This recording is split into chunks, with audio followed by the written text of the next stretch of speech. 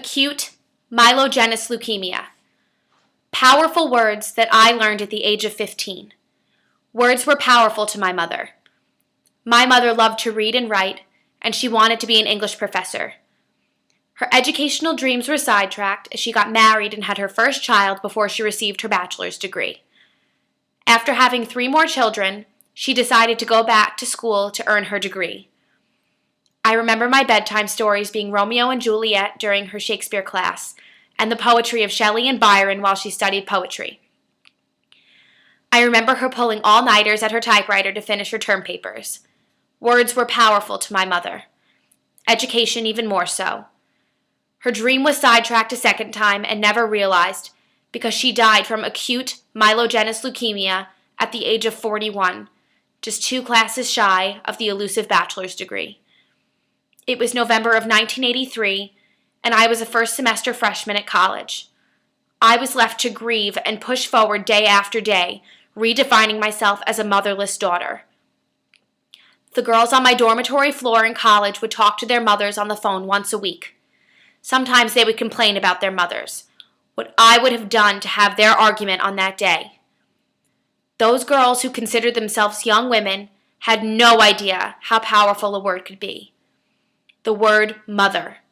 How all of us have taken the word for granted, and those of us who know wish we didn't. The power that we had with our mother. The power we wasted and lost.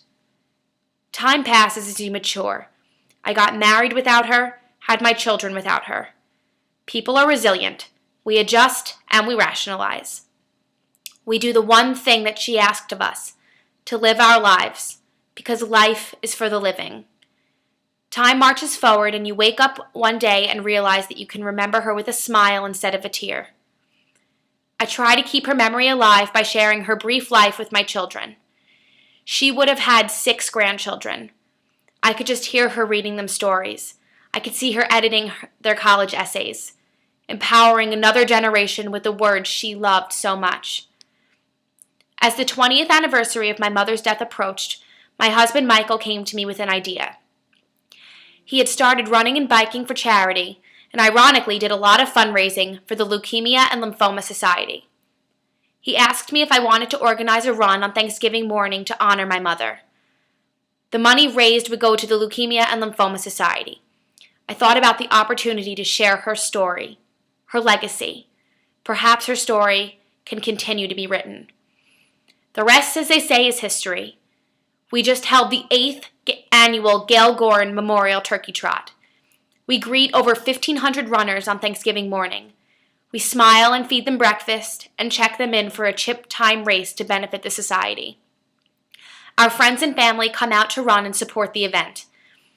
We have even met some of my mother's former classmates from elementary school. But mostly, we are in a sea of strangers, putting one foot in front of the other, raising $1 at a time, so that one day no girl will have to say goodbye to their mother because she died from leukemia. Our hope is that someday a daughter will not become prematurely motherless.